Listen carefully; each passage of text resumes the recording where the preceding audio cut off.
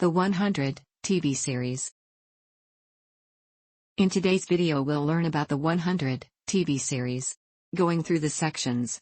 Abstract, synopsis, episodes, production, broadcast, home media, reception, prequel series, external links, abstract. The 100, pronounced The 100, is an American post-apocalyptic science fiction drama television series that premiered on March 19, 2014, on the CW and ended on September 30, 2020.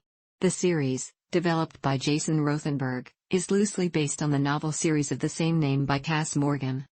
The series follows a group of post-apocalyptic survivors, chiefly a group of criminal adolescents, including Clark Griffin, Eliza Taylor, Finn Collins, Thomas McDonnell, Bellamy Blake, Bob Morley, Octavia Blake, Marie Avgeropoulos, Jasper Jordan, Devin Bostick, Monty Green, Christopher Larkin, Raven Reyes, Lindsay Morgan, John Murphy, Richard Harmon, and Wells Jaha, Eli Garay. They are among the first people from a space habitat, the Ark, to return to Earth after a devastating nuclear apocalypse. Other lead characters include Dr. Abby Griffin, Paige Turco, Clark's mother, Marcus Kane, Henry Ian Cusick, a council member on the Ark, and Thelonious Jaha, Isaiah Washington, the Chancellor of the Ark and Wells' father. This project compresses information gathered from Wikipedia in video format. Why should I watch it? Studies prove that reading while listening improves comprehension, increases speed as well as expands vocabulary and enhances fluency. Provide your feedback on the comments section. Support the channel by subscribing and liking the video, thanks. Synopsis. 97 years after a devastating nuclear apocalypse wipes out almost all life on Earth, thousands of people now live in a space station orbiting Earth, which they call the Ark. 3 generations have been born in space, but when life support systems on the Ark begin to fail, 100 juvenile detainees are sent to Earth in a last attempt to determine whether it is habitable, or at least save resources for the remaining residents of the Ark.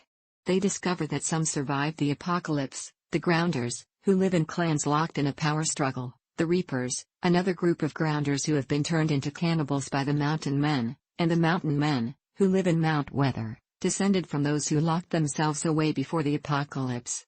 Under the leadership of Bellamy and Clark, the juveniles attempt to survive the harsh surface conditions, battle hostile Grounders and establish communication with the Ark.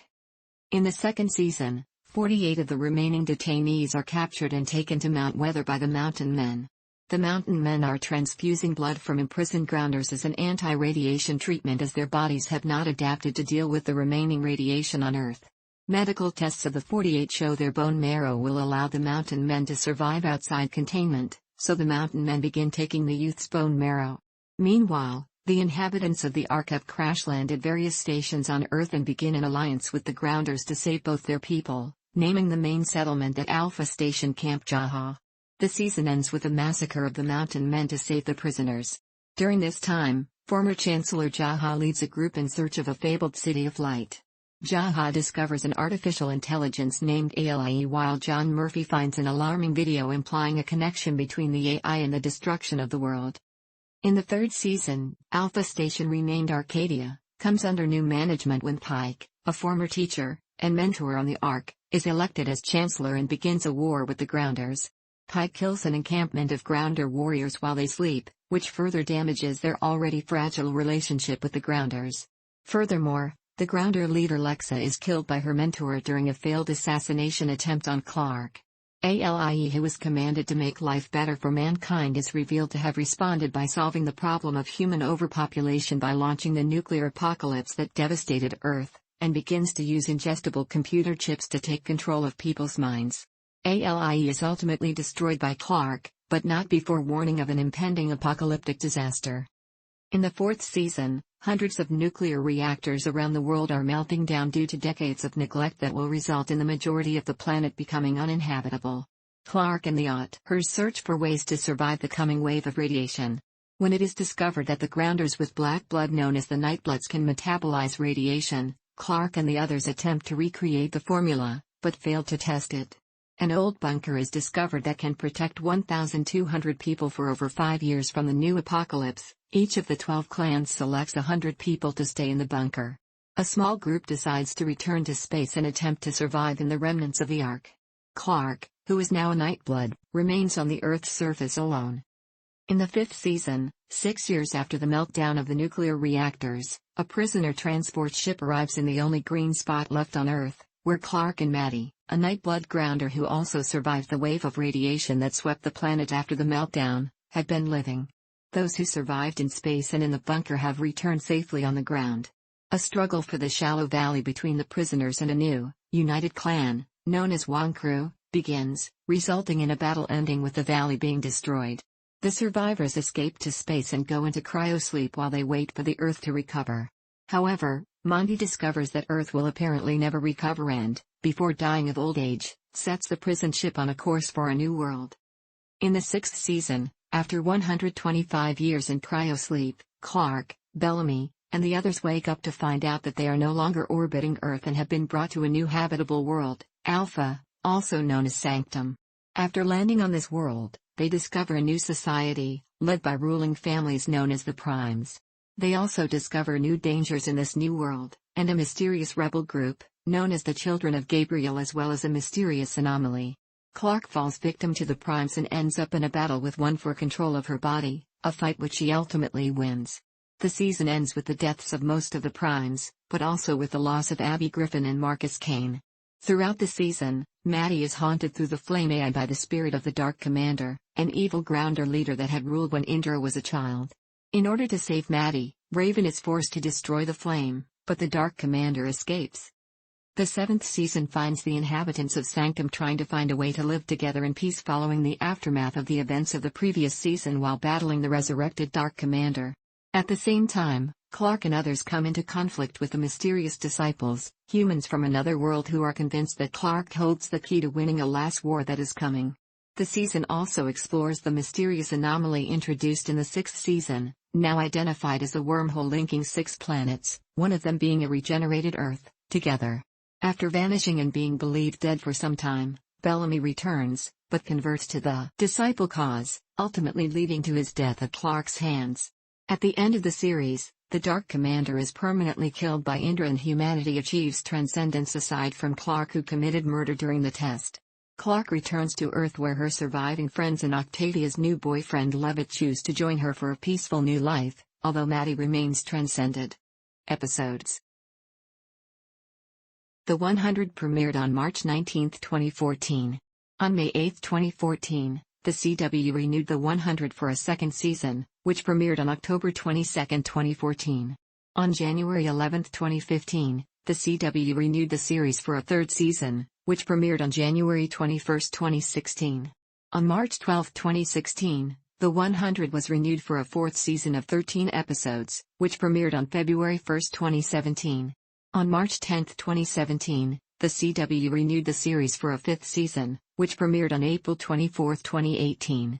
On May 9, 2018, the series was renewed for a sixth season, which premiered on April 30, 2019. On April 24, 2019, the CW renewed the series for a seventh season, that will consist of 16 episodes and premiered on May 20, 2020. In August 2019, it was announced the seventh season will be the final season, finishing the show with a total of 100 episodes across all 7 seasons. Production.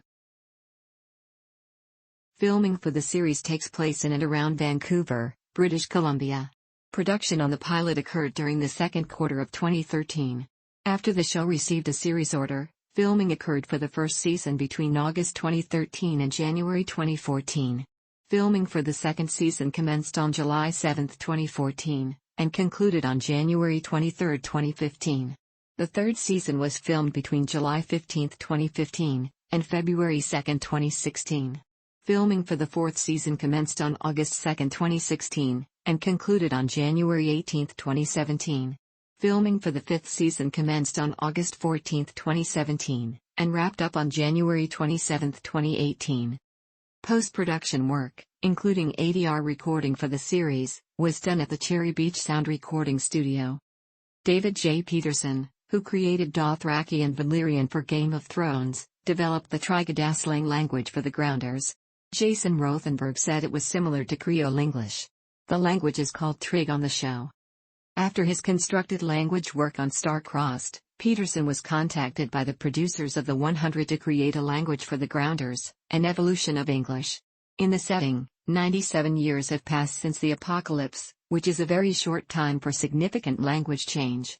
Because of this, Peterson posited an accelerated evolution in which the early Grounders used a cant specifically to obfuscate their speech and to differentiate between friend or foe. Trigadaslang derives from that cant and evolved over several short generations of survivors of the apocalypse. On March 12, 2020, Warner Bros. Television shut down production on all of their shows due to the COVID-19 pandemic. However, writer Kim Shumway confirmed they were able to complete filming for their 7th season. In late February 2013, Bob Morley and Eli Garay were cast as Bellamy Blake and Wells Jaha, respectively, followed a day later by the casting of Henry Ian Cusick as Marcus Kane. Less than a week later, Eliza Taylor and Maria Avgeropoulos were cast in co-starring roles as Clark Griffin and Octavia Blake, respectively. Throughout March, the rest of the cast was filled out, with Paige Turco cast as Abigail Walters, now Abigail Griffin, Isaiah Washington as Chancellor Jaha, Thomas McDonnell as Vin Collins, Kelly Hu as Callie Cartwig, and Christopher Larkin as Monty Green. For the second season, Adina Porter and Raymond J. Berry were cast in recurring roles as Indra and Dante Wallace, respectively, along with Alicia Debnam Carey as Lexa. Broadcast. In Canada, Season 1 of The 100 was licensed exclusively to Netflix. The series premiered on March 20, 2014, the day after the mid-season premiere of Season 1 on the CW. In New Zealand, the series premiered on TVNC's on-demand video streaming service on March 21, 2014. In the UK and Ireland, The 100 premiered on E4 on July 7, 2014. The first episode was viewed by an average audience of 1.39 million, making it the channel's biggest ever program launch. Season 2 premiered on January 6, 2015, and averaged 1,118,000 viewers. Season 3 premiered on February 17, 2016. In Australia, The 100 was originally scheduled to premiere on Go, but instead premiered on Fox 8 on September 4, 2014. Season 2 premiered on January 8, 2015. Home Media. Warner Home Entertainment released the first 5 seasons DVDs, and the first season's Blu-ray, while the remaining 5 seasons Blu-rays were released through Warner Archive Collection, who also released a manufacturer on-demand DVD for the 6th season. Reception. On Rotten Tomatoes, the show holds a 92% average approval rating across its 6 seasons. Its first season has a 76% approval rating based on 37 reviews, with an average score of 6.98. The site's consensus reads, although flooded with stereotypes, the suspenseful atmosphere helps make The 100 a rare high-concept guilty pleasure. On Metacritic, the first season scores 63 out of 100 points, based on 26 critics, indicating generally favorable reviews.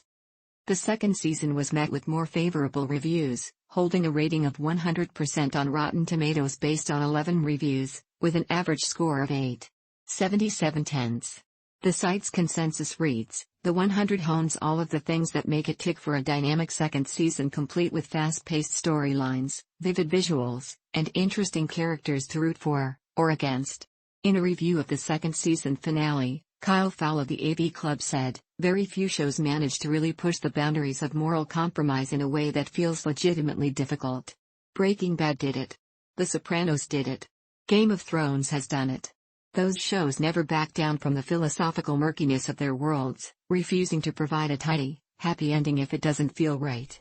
With Blood Must Have Blood, Part 2, The 100 has done the same, presenting a finale that doesn't shy away from the morally complex stakes it spent a whole season building up.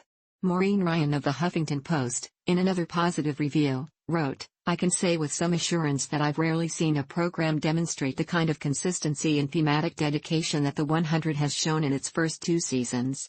This is a show about moral choices and the consequences of those choices, and it's been laudably committed to those ideas from day one. The third season received an overall rating of 83% based on 12 reviews, with an average rating of 7.29. The critical consensus is, The 100 goes macro in Season 3, skillfully expanding the literal scope of the setting and figurative moral landscape. Maureen Ryan of Variety wrote in an early review of the third season, "When looking at the epic feel and varied array of stories on display in Season 3, which overtly and covertly recalls the Lord of the Rings saga in a number of ways, it's almost hard to recall how limited the scope and the ambitions of the 100 were 2 years ago, when a ragtag band of survivors first crash-landed on Earth. In Season 3, which the cast and showrunner previewed here, the show is more politically complicated than ever, and the world-building that accompanies the depiction of various factions, alliances and conflicts is generally admirable." In a review of the Season 3 finale Perverse Instantiation, Part 2, Maria Karimji of Vulture.com wrote, "Every moment of this finale is pitch perfect, the choreography of the fight scenes, the plotting and pacing, and the stunning way in which the episode finally reaches its apex. Perverse Instantiation: Part 2 elevates the season's themes and pulls together its disparate storylines, setting us up nicely for Season 4. In another review of the Season 3 finale and the season overall, Kyle Fowle of the AV Club wrote, "Before we even get to tonight's action-packed finale of the 100, it needs to be said that this has been a rocky season. The first half of it was defined by shoddy character motivations and oversized villains. The second half of this season has done some work to bring the show back from the brink, focusing on the City of Light and issues of free will and difficult moral choices, bringing some much-needed depth to the third season. That work pays off with Perverse Instantiation, Part 2, a thrilling, forward-thinking finale that provides some necessary closure to this season." He gave the finale itself an A rating. The fourth season is generally considered to be an improvement over the third season, receiving a 93% with an average rating of 8.22 based on 14 reviews. The critical consensus is, Season 4 of The 100 rewards longtime viewers with a deeper look at their favorite characters, as well as adding exceptional nuance and depth to their thrilling circumstances. The second portion of the fourth season has received better reception than the first portion, with the episodes Die Merrily and Prem Fire often cited as the two best episodes of the season. Die Merrily has a 9.5 rating from IGN, a perfect 5/5 rating from Vulture and a perfect A rating from the AV Club. Prem Fire has a 9.010 from IGN and an A rating from the AV Club. The fifth season currently has a 100% with an average of 8.31, based on 13 reviews. The critical consensus is, 5 years in, The 100 manages to top itself once again with an audacious, addicting season. This is the highest rating any season of the show has received to date. All episodes of the season received highly positive reviews, but the third episode Sleeping Giants has received particular high acclaim. In a 4.5 review from Den of Geek, the episode is described as being a good old-fashioned episode of The 100, praising its balance of action, humor, and rich relationships. The episode also gained a 4.5 rating from TV Over Mind, praising the pulse-pounding action and approach to problem-solving. Brian Lowry of the Boston Globe said, "Our attraction to apocalypse TV runs deep, as our culture plays out different futuristic possibilities. That's still no reason to clone material, nor is it a reason to deliver characters who are little more than stereotypes." Alison Keene of The Hollywood Reporter wrote a negative review, stating, "The sci-fi drama presents the CW's ultimate vision for humanity, an Earth populated only by attractive teenagers, whose parents are left out in space." Kelly West of Cinema Blend gave it a more positive review while noting, "CW's thrilling new sci-fi drama is a keeper. CW's The 100 seeks to explore that concept and more with a series that's about equal parts young adult drama, sci-fi adventure and thriller. It takes a little while for the series to warm up, but when The 100 begins to hit its stride, a unique and compelling drama begins to emerge." IGN's editor Eric Goldman also gave the show a more positive review, writing, "Overcoming most of its early growing pains pretty quickly, The 100 was a very strong show by the end of its first season. But Season 2 elevated the series into the upper echelon, as the show became one of the coolest and most daring series on TV these days." Maureen Ryan of Variety named the show one of the best of 2015. In 2016, the year Rolling Stone ranked the show number 36 on its list of the 40 best science fiction TV shows of all time. The episode 13 attracted criticism when Lexa, one of the series' LGBT characters, was killed off. Critics and fans considered the death a continuation of a persistent trope in television in which LGBT characters are killed off far more often than others, implicitly portraying them as disposable, as existing only to serve the stories of straight characters, or to attract viewers. A widespread debate among writers and fans about the trope ensued, with Lex's death cited as a prime example of the trope, and why it should end. Showrunner Jason Rothenberg eventually wrote in response that I write and produce television for the real world where negative and hurtful tropes exist. And I am very sorry for not recognizing this as fully as I should have. An estimated 2.7 million American viewers watched the series premiere, which received an 1849 rating of 0.9, making it the most watched show in its time slot on the CW since 2010, with the series' life unexpected. Prequel series. In October 2019, Rothenberg began developing a The 100 prequel series for the CW. A backdoor pilot episode was ordered. Anaconda aired July 8, 2020 as an episode of the 7th and final season of The 100. The prequel series is set to show the events 97 years before the original series, beginning with the nuclear apocalypse that wiped out almost all life on Earth. In February 2020, it was reported that Iola Evans, Adane Bradley, and Leo Howard were cast as Callie, Reese, and August, respectively.